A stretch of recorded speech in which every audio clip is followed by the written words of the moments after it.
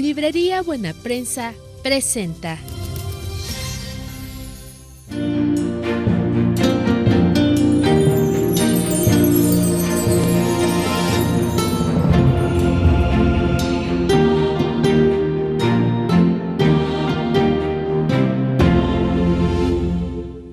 Hoy tenemos un programa especial para usted, con mucho contenido, con mucha información, con muchas notas.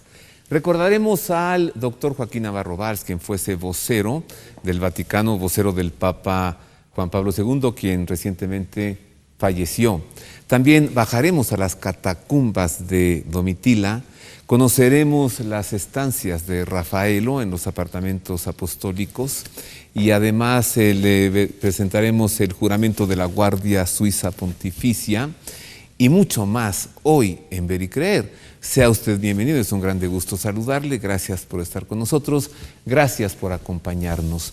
Comencemos entonces con el doctor Joaquín Navarro Valls, portavoz de la Santa Sede, quien tantos años colaboró con el Papa Santo Juan Pablo II y quien recientemente pues regresó a la Casa del Padre, ya se reunió allá con el Papa Juan Pablo II.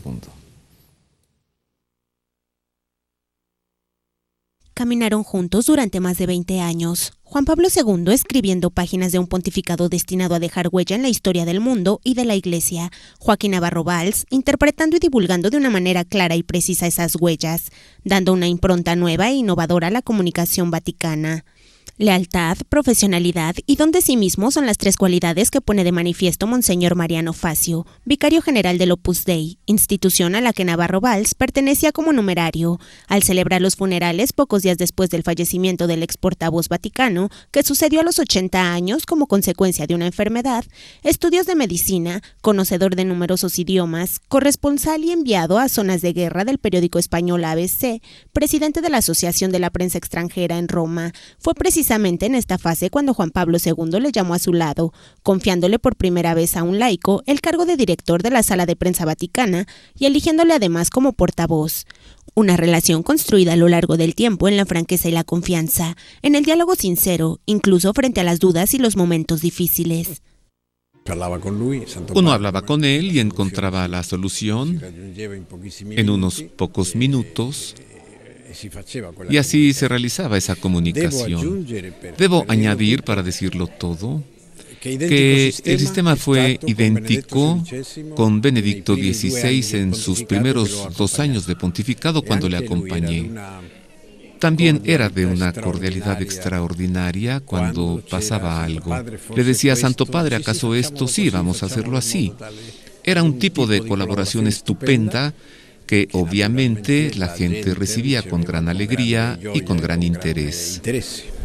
En 3 ocasiones, algo absolutamente inusual, Navarro Valls fue jefe de delegaciones de la Santa Sede para algunas conferencias de las Naciones Unidas, en las que se discutían temas como el matrimonio y la familia, tan importantes para Juan Pablo II.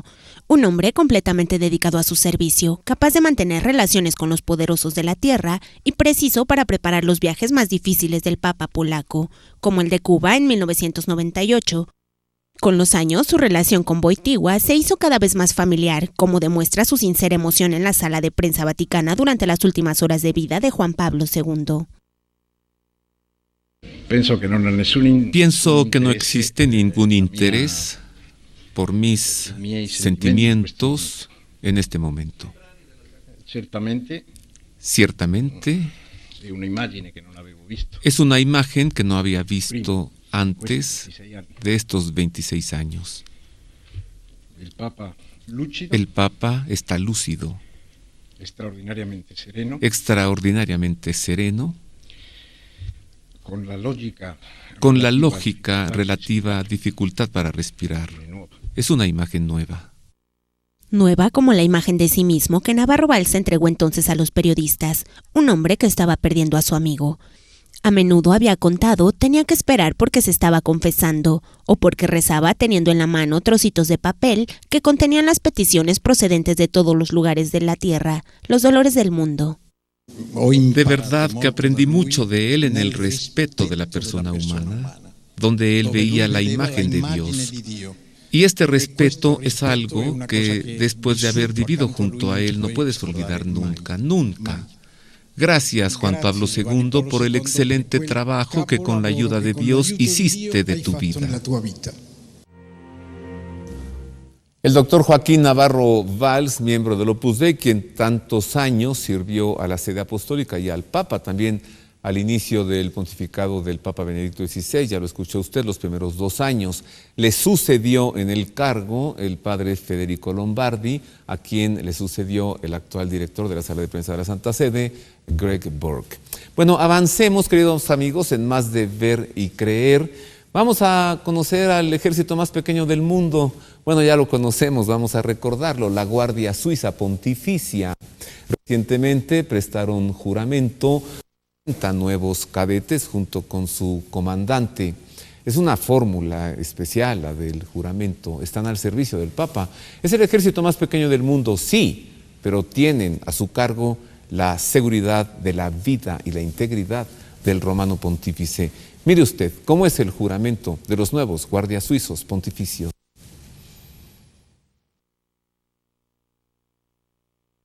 En la punta de las picas que relucen brillantes al sol está escrita la historia de un sacrificio que no quiere ser olvidado desde hace 500 años.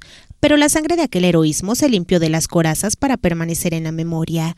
Hoy, vestir el uniforme de la Guardia Suiza significa distinguirse en un sacrificio no menos arduo, servir al poder de la fe. El Papa condensó en esta comparación el sentido de un servicio que el cuerpo militar pontificio presta a la persona del vicario de Cristo desde aquel lejano 1527, cuando los lansquenetes tomaron Roma a hierro y fuego y 147 soldados suizos cayeron defendiendo a Clemente VII. El pasado 6 de mayo, después de la misa de las 7 de la mañana, celebrada por el cardenal Müller, prefecto de la Congregación para la Doctrina de la Fe, Francisco recibió en audiencia a los nuevos 40 reclutas de la Guardia Suiza. Su importante servicio en el Vaticano, les dijo, es una ocasión para crecer como valerosos soldados de Cristo. Los peregrinos y los turistas que tienen la oportunidad de encontrarse con ustedes quedan edificados al descubrir en ustedes, junto con las características compostura, precisión y seriedad profesional, también un generoso testimonio cristiano y santidad de vida. Que esta sea su primera preocupación. Los reclutas, que esa tarde a las 17 desfilaron a paso de marcha y gritaron después la fórmula de un juramento que tiene su fuerza en los gestos únicos que lo acompañan, son los primeros que siguen el nuevo modelo de la escuela de reclutas. Un mes en el centro de formación de la policía del cantón Ticino, en Isone, antes de comenzar el curso en el Vaticano. Bajo el uniforme renacentista, sin embargo, se percibe un adiestramiento acorde a las modernas exigencias de seguridad. Pero incluso antes que militares, la sombra de la cúpula cercana, dijo el Papa, hace de estos jóvenes un grupo de discípulos misioneros. Y esto pasa por los pequeños gestos cotidianos, a veces repetitivos, pero a los cuales es importante dar un significado siempre nuevo. De esta manera se forma un estilo de comportamiento que dentro del cuerpo está hecho de armonía recíproca y respetuosa comunión con sus superiores, y en el exterior se expresa con la acogida, la amabilidad y la paciencia.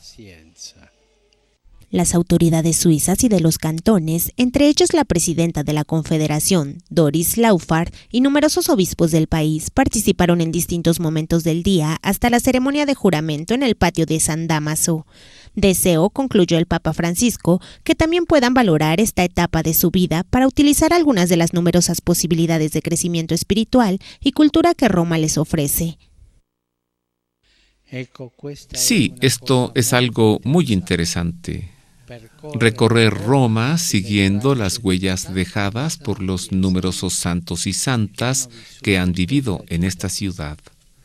Y eso hará todavía más inolvidable y rico en frutos su periodo romano. Oiga, qué bonito es lo bonito, ¿no?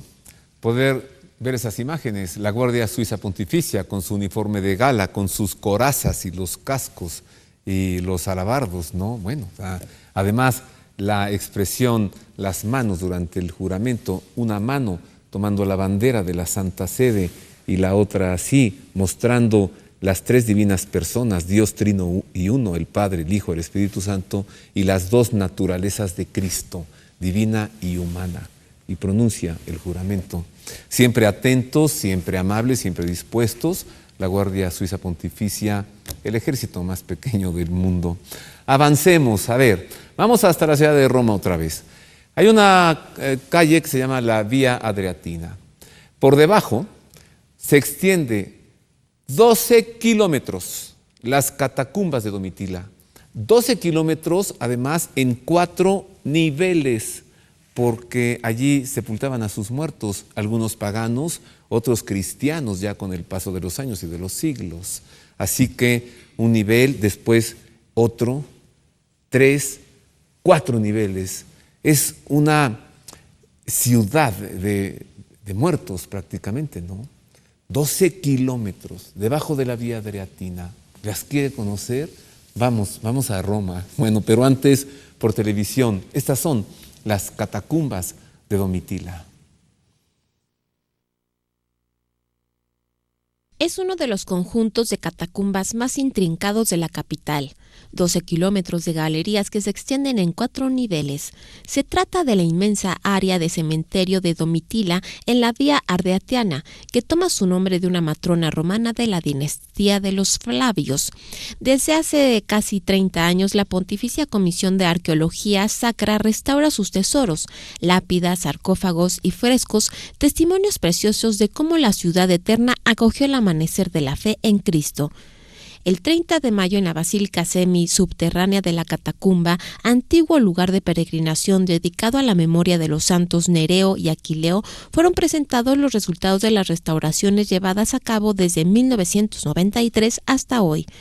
Desde la realizada para devolver el esplendor original al cubículo de la matrona venerada, introducida en el Jardín del Paraíso por la mártir Petronila, a la completada recientemente gracias al uso del láser en la zona funeraria llamada de los Panaderos.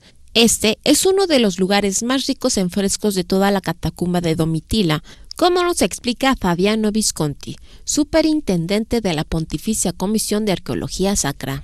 Una familia de finales del siglo IV, quizá entre los últimos en hacerse cristianos, pero poderosos, tan poderosos que podían permitirse un cubículo enorme. Con el láser hemos redescubierto todo el fresco que desde el grano que llega al puerto de Ostia llega al Tíber, al molino, al horno, al pan. Con el láser hemos redescubierto los frescos que ya se conocían, pero que no se distinguían porque estaban velados por el negro de oscuro, teniendo en el centro esta bellísima imagen de 2 difuntos ricos, poderosos, que se acercan a Cristo, escoltado por 2 personajes, quizá Nereo y Aquileo, los mártires epónimos de la catacumba. La presentación de las restauraciones y de los estudios realizados sobre las distintas zonas de la catacumba, efectuados a partir del relieve completo de la zona por láser escáner, obteniendo así el modelo virtual de toda la extensión de las galerías, culminó con la inauguración de un museo adyacente a la entrada del área sepulcral de Domitila. Un espacio dedicado a inscripciones y sarcófagos encontrados también en otros antiguos espacios subterráneos de la capital, como esos refinados mármoles áticos de la zona sepulcral del Pretestato en la Vía Apia.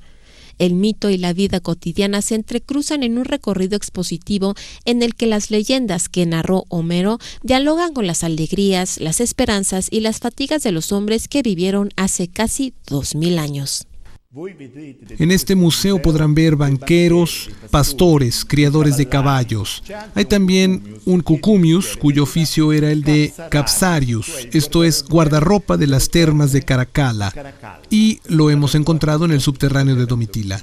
Y también plateros, una hostelera que vendía vino en su bodega, visible en el otro sector, o sea, también la vida vivida para comprender a los cristianos, como nos decía Tertuliano en el Apologeticum, cuando se defendía de las acusaciones y preguntaba, ¿qué tienen contra nosotros? Nosotros vamos a su foro, usamos sus naves, las mismas embarcaciones, hacemos los mismos trabajos.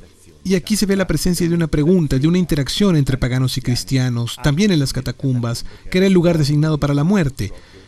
que también era la vida para los cristianos. No olvidemos que los cementerios son dormitorios en espera de la resurrección. Toda una necrópolis debajo de la vía Ardeatina, allí en la urbe, la ciudad eterna, Roma.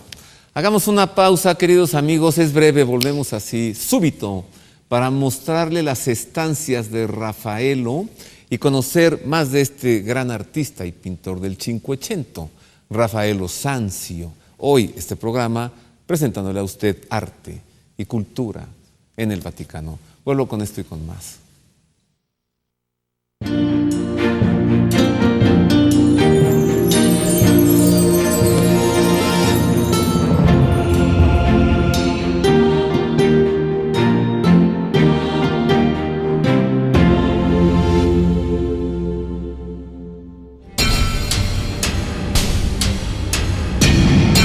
Universidad Pontificia de México. Fundada en 1553, es la Universidad del Papa y de los Obispos de México. Licenciaturas en Teología, Filosofía, Derecho Canónico, Derecho Civil y Ciencias Religiosas. Diplomados en Espiritualidad y Mística, Teología, Filosofía, Latín, Hebreo, Griego, Antiguo y Nuevo Testamento, Liturgia y Religiones del Mundo. Taller para grupos litúrgico-musicales. Informes en www.pontificia.edu.mx o al 5573 0600.